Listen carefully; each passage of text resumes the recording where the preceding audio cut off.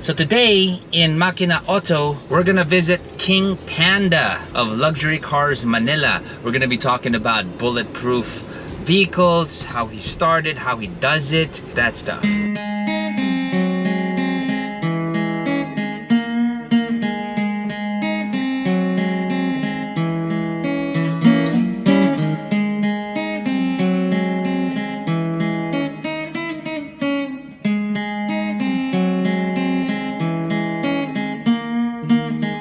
Hello Hans, how are you? What's up, Zach? King Panda in the house. Thank you so much for your time. I know you're a very, very busy guy. Yeah, you are my first guest in Makina Auto. I'm looking at those windshields and the window behind you. I have this feeling of fear but protection. Alam mo yan, parang superhero na nilipad ka pero huhulog ba ako nitong superhero? Hindi. You know that feeling? Of course, your family has been into cars for so many years. You are very well known in the industry. Your father as well. Kailan pumasok yung the whole, let's protect your car, bulletproof natin yan, todo. When did that come in? I believe 95 or 96, my dad had a really good friend and client for decades na that the daughter came home and had a very good friend from abroad. On the way from the airport to the house, they got ambushed. Oh no. And yung kaklase ang namatay. Okay. So ever since then, yung client ng dad ko was adamant na the whole family would be riding in armored vehicles na. Hindi naman politicians, hindi negosyo lang eh. And since I was studying in the States, my dad asked me to look for an armored vehicle supplier. I found the premier armored vehicle supplier, which was Ogara. And we had to go through security clearance to inspect and buy vehicles from them. At that time, madali pa eh. Wait, you're talking about vehicles na fitted with them na? Fitted na. I was tasked to be the purchaser for my dad at that time. So, I developed the network na. Dami lang talagang gago sa mundo. And it's and I'm glad, you know, there's something like this. And some people take it for granted. Di ba? Pag sinabi mo armored vehicle, ay sa mga bangko lang yan. But there's certain people in life na in danger, di ba? The journey from that first day, yung... How did that grow? We didn't really go full blast until when I came home in 2010. By 2014-15, we opened up our armoring facility here, mainly to service a lot of the clients that we already sold armored vehicles to. A lot of the agentes will tell you, boss, bulletproof yan, matibay yan. As a matter of fact, it's the contrary. Because, like for a Land Cruiser, for example, you're gonna put like almost 800, 900 kilos on the car. Steel, Gano'ng kabigat? and ballistic polycarbonate. Wow. That's why I'm very picky because I only armor cars that I feel na kaya. Because okay. we're probably the only armoring company in the Philippines that have an impeccable after-sales service system, and at the same time, we warranty it for 2 years. Yung iba, pag nabili mo, bahala sa buhay mo, kung malampag yan, tumulo ka. Lagyan mo bulkasil, di ba? Hefty agad ah. Everything looks normal. Yeah. I mean, I don't see anything out of the ordinary. But I feel the weight. Ang lupet. Saan yung bulletproof dyan? Oh, I can see something in there. There you go. That's steel. That's steel, yan, no? Galing. But, you know how this is done? Hinihiwa ito. Para mapalaman yung bakal. So, nirepaint nyo and everything? Yes, painted yan. You look at the hinges that we use on the vehicle. Reinforced na kagad. Oh, that's They're really heavy-duty hinges. That's really good detail right there. This Land Cruiser has actually what you call a 270 degrees fall return. Now, it serves two purposes. Number one, it closes the gaps for bullets that are going to ricochet. Number two, if you see this ballistic polycarbonate, it goes against this. Okay. Okay? And it goes all the way here. You see, naka-insert yan dito. In the event of a blast, so that the whole door won't cave in. So you got the frame Blast. supporting it na talaga. Normally, when assailants shoot at the window, the first thing that really weakens is the outside. So, kailangan may support ka para pag hinampas yan, hindi papasok. Now, in the back, Whoa! What is that? this is called the ballistic door. You can put like millions of pesos in there if you want, and it's gonna be safe. Mga apat na rimowa. The old technology is they used to armor the door. Ang dami nang naputol na daliri. Ah, okay. Bigat kasi. Bigat. This technology came out of the military actually. Mhm. Yung mga APC nila, puro ganito. And it also makes the car more rigid. Yung buong frame na to, walang welding yan. Wow. It's stamped out. It gives you better quality. You know what, man? You put the word custom in a different level. How do you handle clients that are gonna ask you, how do we know it's gonna work? What do you show them? You know, the trust factor is how do you know that it's not gonna make tagos? My sagot to that always is, it's like sanitary napkins. I mean, when you buy in the store, pag bumili ka ng Modest, alam mo hindi tatagos, hindi twins. Diba? But the whole tagos factor is all dependent on you. You know, there's no such thing as a bulletproof vehicle. Perfect example this last year. We extinguished 5 magazines in this 10-year-old ballistic polycarbonate. It's already delaminated, so we tested it. 3 tumagos. After we exhausted 5 magazines. 5 magazines has 30 rounds each. Oo. Pag inubusan ka ng 5 magazines and hindi ka pa gumalaw, kasalanan mo yan. Oh, yeah. Okay. It's the same way, pag gumagamit ka ng sanitary napkin, hindi ka nagpalit, tatagusan yan. Oo. And the end result, Same way. it's gonna be bloody. We test all the materials. Matter of fact, we have a video on YouTube on my channel Okay. that we tested the material. But what's the process like? If I'm a client, I go up to you guys and what happens? First of all, we sit down and either you want a full vehicle na wala ka ng oras maghintay, or you have a vehicle in mind that you want us to armor. What's cheaper? Of course, it's going to be cheaper pag nagpa-armor ka ng sarili mo vehicle. Okay, Because landed na. kung kaya mo maghintay about 70 to 80 days, we can armor a vehicle for you. But the vehicle that you're going to send me is subject to inspection back. Because I don't want to armor a vehicle na laspag na. What we've seen is pag nalaspag na yung sasakyan, in-armor natin, the wear and tear becomes exponential. Sayang. Tapos gagastos ka ng 2 to 3 million pesos to armor a car, you can't squeeze the life out of the car.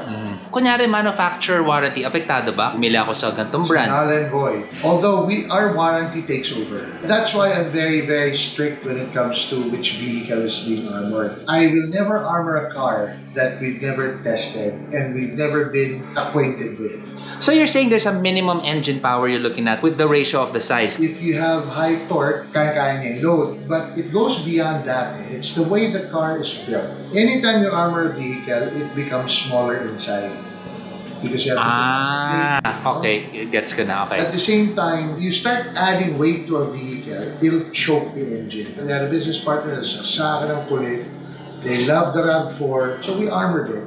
Level 4 lang, handgun protection, this is, Holy cow. that's level 4. That's handgun protection. That's 10 sheets of ballistic polycarbonate molded together. Wow. That's weighty. And this is not even a full piece of door glass. This is a miniature version. Yeah. So just imagine, ito times 20 maybe, because you have the windshield and everything. So, you know, just to humor one of our partners, you know, we decided, sige na nga, we armored the RAV4. The day of reckoning came, ano? So, pag tapak mo sa kanya, Hindi kaya. di kaya. You have to put it on sport mode Okay. para umandar. Oo. Pag andar niya, hindi mo siya pwedeng tapakan. Dapat dahan-dahan. Pag tinapakan mo, Choke. Ganun siya. Choke siya. She drives around to Unimart and stuff. So happy naman siya. So she says. But, you know, for Tsaka us, dyan eh. so for us, we will never sell it. I'm not saying that the RAV4 is not a great car. It's a great vehicle, but it wasn't designed For this, oo. It's not a workhorse. Correct, oo. You know, the Ford Ranger is also a really good truck that we've armored. Ford Ranger and the Ford Everest. We've done a lot of them, and they've lasted really well. The Ford Explorer as well. Hawak namin na warranty for 2 years. So the last thing I want is for the car not to do well. We've sold a lot of the Land Cruisers, 2010 to 2012. They're starting to come back. It comes back for rehab. The engine, perfect condition. Oh. We probably have replaced the suspension out of the 11 years. But you guys can do it. Yes. The whole thing, suspension, After maintenance, we do everything. everything. Okay. We're vertically integrated, as I would say, including logistics, shipping, and everything. And the good thing about this, I mean, knock on wood, should you have an armored vehicle and it was put to the test, inatake ka, we can go back to you, right? And then just replace everything that needs to be replaced. Every year, I only get about 7 or 8 na bumabalik. Na tinira? Ambush. Oh my God. Ambush. O, di sulit. Pero ang laking thank you nila sa inyo. And can you imagine the terror being inside one of these things and just Well, going that's through that? why I always tell Grabe. people when they make, when they make barat, when they make those mahal naman, ganito. buhay mo at the end of the day? Guys, it's your safety. Do you want me to make barat when it comes time to selecting the materials and building It's your the job vehicle, to provide something that will protect them. Plus, the mere fact they're talking to you, target na sila to begin with even before you came along, right? So yeah, amazing stuff. What is the weakness? What is the thing that it cannot stand? Every armored vehicle has a weakness, and its weakness is if you stay a sitting duck. It's not a question of kung masisira yan. It's a question of when. I always train the drivers the night that you come back to the house, check. Before you leave the house, check. Tires, pressure, everything. Para engine, sure. Oil. Para sure. Because the whole point of you buying an armored vehicle is for your safety. And the last thing you want is nasa kalsada ka, pumili ka sa kalsada. Correct. Target ka na nga, naging target, tapos binigyan mo pa ng opportunity, di ba? So, if you don't move and you have 10 assassins constantly firing at you at the same spot, It's gonna eventually give the way, material's gonna give So, way. hand-in-hand din yan dun sa tao ng kliyente nyo rin na magdadrive. Kailangan marunong rin mag-evasive maneuvering action. Dapat po, your car is not just a defensive tool.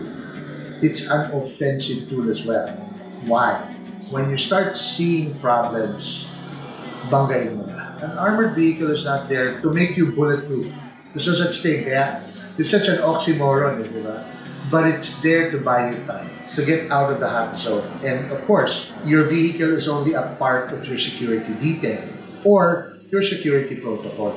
You have to be very wary of your environment. How thick is this? Oh, look at me knocking on this. And I guess it also helps yung soundproofing mo dito. Yes. Di ba? How loud does it get? Yung maririnig mo sa labas, Yung marinig mo sa loob. Sa Pag loob? binabaril ka sa loob ng kotse. Yun ang tunog. Okay. yun lang. Kapalo. The same concept of the small return. We did not go all the way here because of obviously the space. It's a smaller vehicle. And if you look inside, it looks OEM. Kaya nga doon ako na-flip I was expecting some Mad Max look inside. Na may mga bakal-bakal. Parang take it or leave it, it's your life or not. But Yeah. no, you went the extra step. It doesn't look like you're in a vault, diba? Same technology. Pag nakakakita akong ganyan setup, parang in-expect ko may subwoofer eh. This whole assembly, this hinge, we've revised about 7 times in the last 4 years. R&D talaga. Because we find better materials, and as soon as we find it, the next time the car comes in for service, we replace it. So armor is everything. Top, 360. flooring as well. Even the Amazing. fuel tank, if you look at the front of the engine, we've been criticized a lot. People keep telling me, it's like, kalokohan yan, mag-overheat yung kotse. You protected that. But So- you've been doing it for years, okay naman. 6 years, wala naman nag-overheat eh. The battery and the fuse box is covered. Protected too. Yeah. So the vital parts of the vehicle is, it makes sure that whatever attack comes to short of a landmine or an IED, May laban yung sasakyan. may laban siya sa Did you ever consider an armored vehicle that can fight back, like a little hole? Kunyari, diba? Is that advisable or wag na? The job of the VIP vehicle is to secure the VIP. So Not- dapat yung escort mo nang lumalaban back. If you don't have an escort, run away. If you have news of upcoming vehicles, is there a vehicle out there that's exciting for you na, ito gusto ko to bihisa ng armor? What's exciting me right now is our new Sequoia. Okay. Although 12 to 14 million pesos for the car alone, it's a little hefty. So we have one vehicle being armored right now. Oh, nice, The first nice. one. Where does it happen pala? We do it here in Quezon City. Both plants are in NCR. We can accommodate 30 to 32 vehicles at a time. Wow. So we have a very, very small lineup. We can accommodate Para quality pa rin. para quality. Kasi you can keep expanding but if you hire the wrong people, it becomes like a cancer. Yeah. We try to keep the camaraderie and the circle very small so they can work together well. I'd rather stay with our current production, keep or even make it better, as opposed to start spreading yourself thin. Thank you so much, man. This is very insightful, and I've learned a lot, and I think it's pretty interesting. And now, I mean, we're talking to the guy who's at the forefront of all of this. Thank you so much, and more power. Thank you, man. Thank you. Appreciate it. Good luck to the show.